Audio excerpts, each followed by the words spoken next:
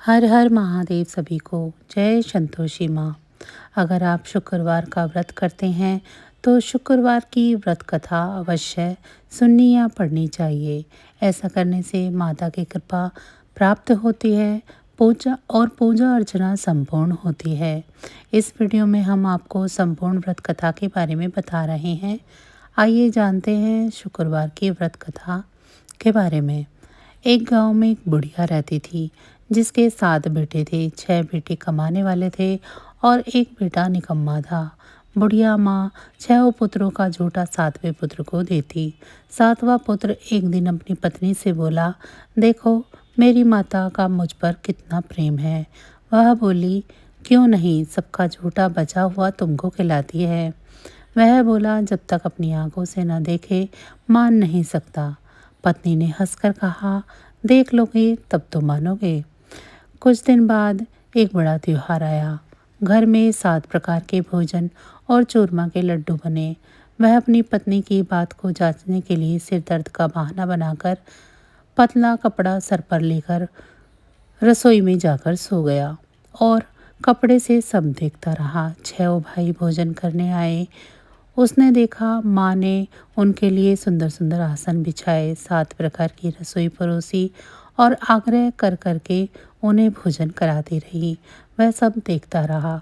6 भाई भोजन करके उठ गए। तब माँ ने उनकी 5 थालियों में से लड्डुओं का टुकड़े को उठाया और एक लड्डू बनाया। झूठन साफ कर माँ ने उसे पुकारा, उठ बेटा उठ, तेरे भाइयों ने भोजन कर लिया, तू भी उठकर भोजन कर ले।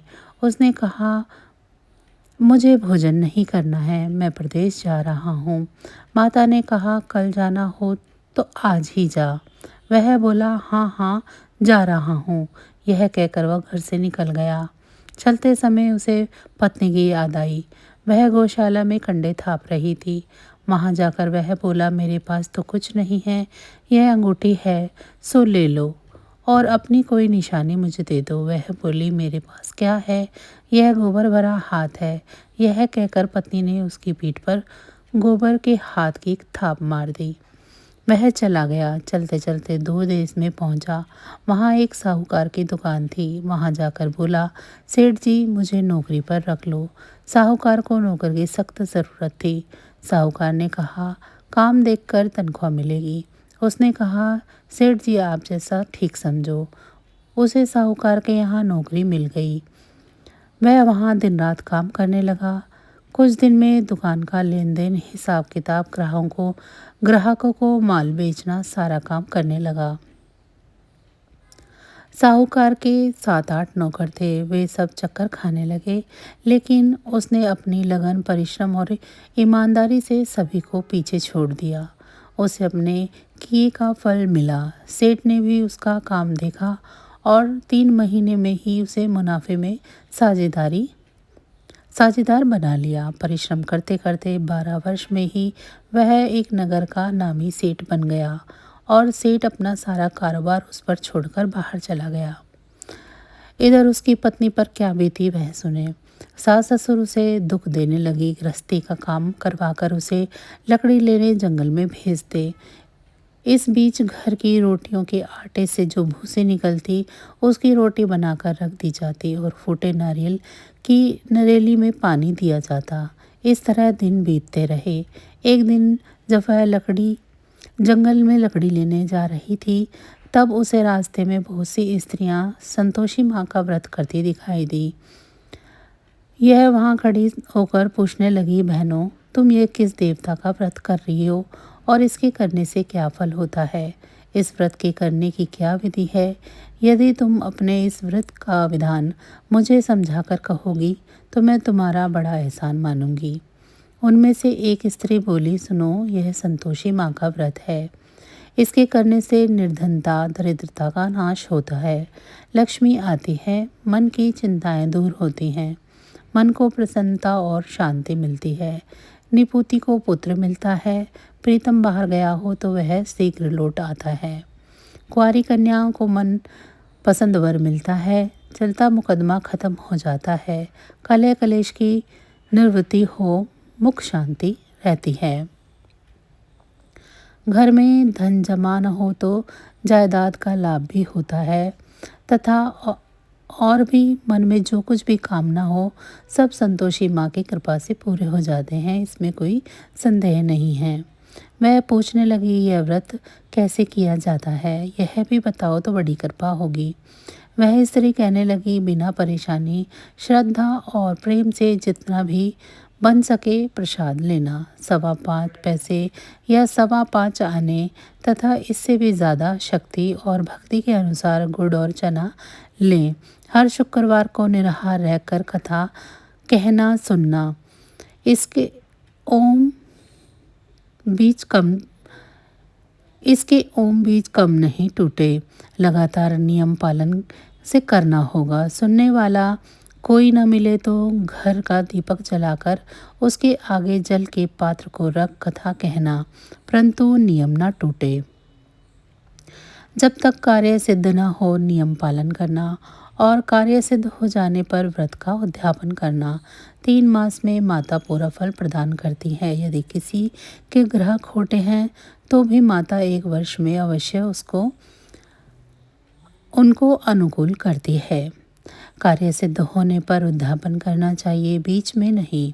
उद्यापन में 2.5 सेर आटे का खाजा और इसी अनुसार खीर या चने का साग बनाना। 8 बच्चों को भोजन कराना। जहाँ तक मिले देवर जेठ भाई बंधु कुटुंब के लड़के लेना। न मिले तो रिश्तेदारों और पड़ोसियों के लड़के बुलाना। उन्हें भोजन करा यथाशक्ति दक्षिणा दे। माता का नियम पूरा करें। ध्यान रखना उस दिन घर में कोई भी खटाई ना खाए। यह सुन वह वहाँ से चल दी। रास्ते में लकड़ी का बोझ को बेच दिया और उन पैसों से गुड़ चना ले माता के व्रत की तैयारी करने लगी। रास्ते में संतोषी माँ के मंदिर में जा माता के चरणों में लौटने लगी। विनती करने लगी, माँ मैं दीन हूँ, निपट मूर्ख हूँ, व्रत के नियम कुछ नहीं जानते हूँ, मैं बहुत दुखी हूँ। हे माता मेरा दुख दूर करो, मैं तेरी शरण में हूँ। माता को दया आई।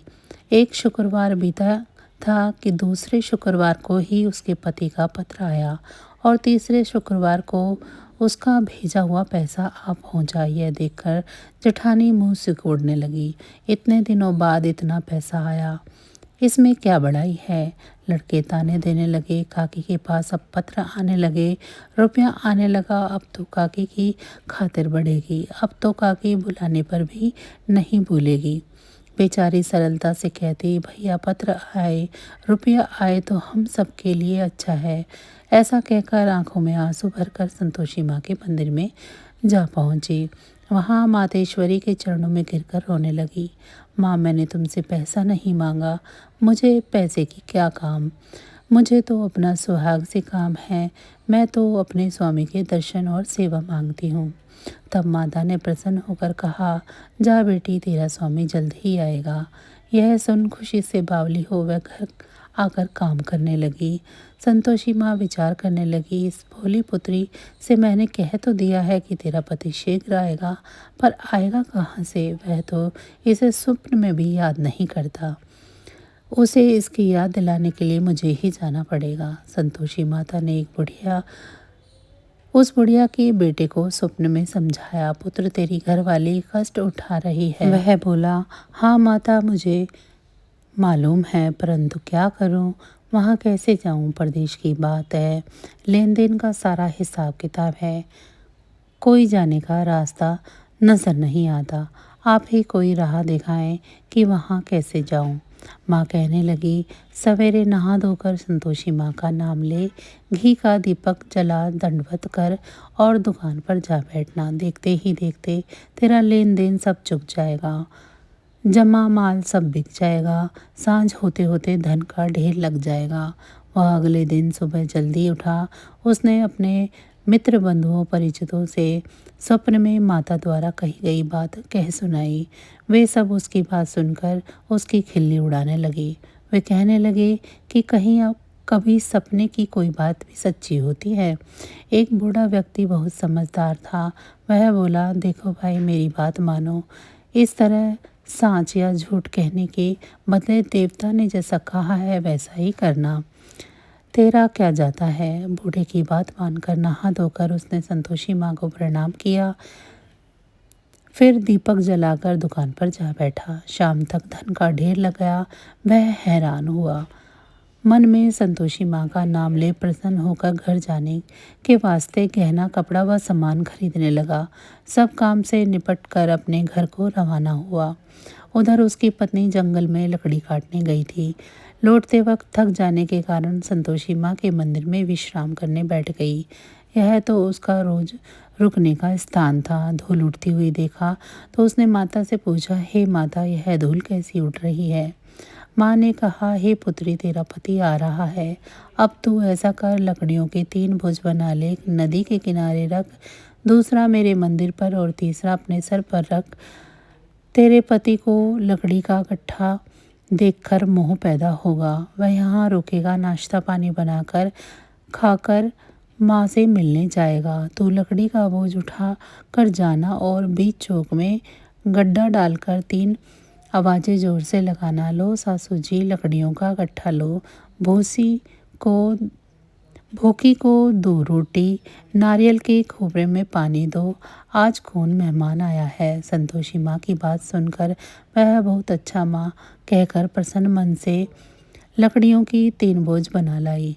एक नदी के तट पर, दूसरा माता के मंदिर पर रख। इतने में ही मुसाफिर वहां पहुंचा। सूखी लकड़ी देखकर उसकी इच्छा हुई कि अब यहीं विश्राम कर ले और भोजन बनाकर खा पीकर गांव चले। इस प्रकार भोजन कर विश्राम कर वह अपने गांव में आ गया। उसी समय बहू सिर पर लकड़ी का गट्ठा लिए आई। उसने गट्ठे को आंगन में डाला, जोर से 3 आवाज़ दी। लो सासू जी, लकड़ी का गट्ठा लो, भूसे की रोटी दो, नारियल के खोपर में पानी दो। आज कौन मेहमान आया है। यह सुनकर सास ने अपने दिए हुए कष्टों को भुलाने के लिए कहा, बहू तू ऐसा क्यों कहती है, तेरा मालिक ही आया है। बैठ, मीठा भात खाकर कपड़े गहने पहन। पत्नी की आवाज़ सुनकर उसका स्वामी बाहर आया और उसके हाथ में पहनी अंगूठी देखकर व्याकुल हो गया। उसने माँ से पूछा, माँ ये कौन है। माँ बोली, बेटा तेरी ही पत्नी है। आज 12 वर्ष हो गए हैं जब से तू गया है। तब से सारे गांव में जानवर की तरह भटकती फिरती है, कामकाज कुछ नहीं करती, 4 समय आकर खा जाती है। अब मुझे देखकर भूसे की रोटी और नारियल के खोपरे में पानी मांगती है। वह बोला, माँ मैंने इसे भी देखा है और तुम्हें भी। मुझे दूसरे घर की चाबी दो, मैं वहाँ रहूँगा।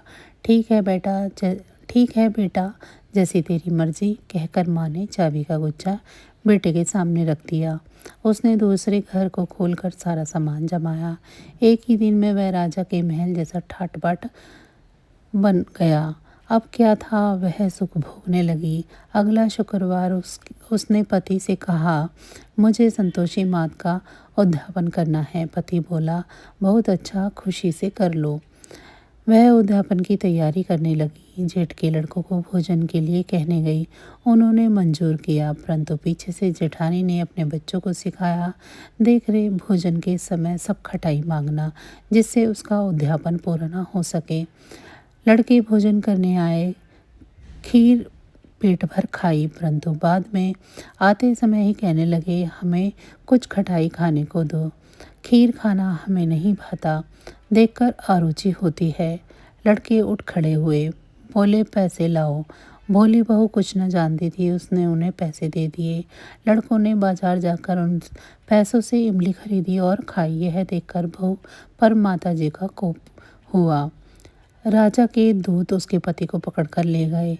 अब सब मालूम हो जाएगा जब जेल की रोटी खाएगा। बहू से यह वचन सहन नहीं हुए। वह संतोषी माता के मंदिर में गई और कहने लगी, माता तुमने यह क्या किया, हंसकर क्यों रुलाने लगी।